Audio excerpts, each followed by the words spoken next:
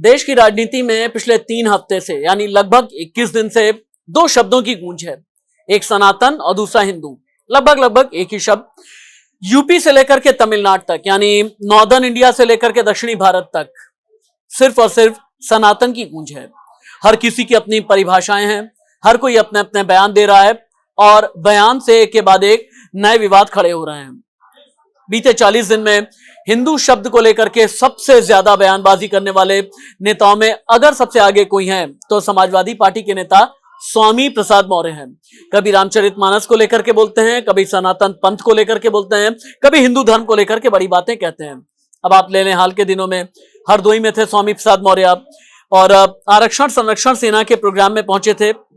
लोगों की भीड़ थी और भाषण के शुरुआती हिस्से में संविधान पर बोले, बेरोजगारी पर बोले, बिजली सड़क पानी पर बोले, लेकिन होते होते उन्हें यह लगा कि जब तक हिंदू शब्द को लेकर के कुछ बोलेंगे नहीं तब तक शायद उनका बयान पूरा होगा नहीं।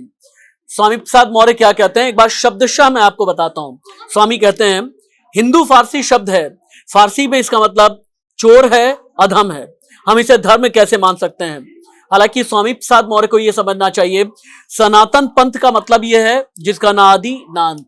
सनातन पंथ का मतलब यह है कि जहां पर सत्य की विजय होती है। सनातन पंथ का मतलब यह है जहां पर शांति सद्भावना के प्रतीक चिन्ह जितने भी हिंदू देवी देवता हैं उन्हें रखा गया है। लेकिन फिर भी ऐसे विधर्मी, अधर्मी और विवादित बयान स्वामी प्रसाद मौर्य देते हैं।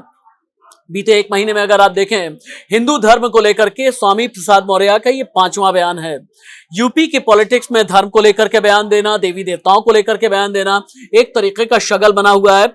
लेकिन 39 साल में न जाने कितनी बार धर्म को लेकर के नारे गढ़े गए, बनाए गए, बसाए गए। और याद करें आप, ठाकुर, बाभन, बनियाचोर, बाकी सब हैं DS4, इस तरह का बयान भी काशीराम ने सालों पहले, जब बहुजन समाज पार्टी या उससे पहले भी बामसेफ वाली राजनीति होती थी तब देने की कोशिश की थी। काशीराम का एक और नारा था अलग अलग कि जो बहुत ज्यादा पॉपुलर हुआ, जिसकी जितनी संख्या भारी उसकी उतनी हिस्सेदारी। लेकिन इस हिस्सेदारी में जाति भी थी। उसके बाद फिर मंदिर का दौर आया, रामलला हम आएंगे, मंदिर वहीं बनाएंगे।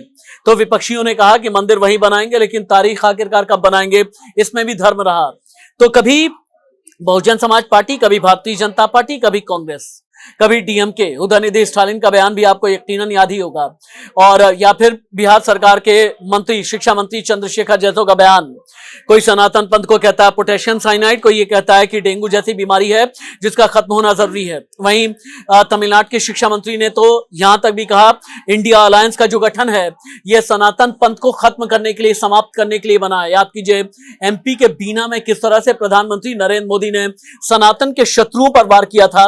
लेकिन आप लिख करके रख लीजिए, 2024 का ये चुनावी नैरेटिव है, चुनावी नैरेटिव जिसमें सनातन है, जिसमें हिंदू धर्म है।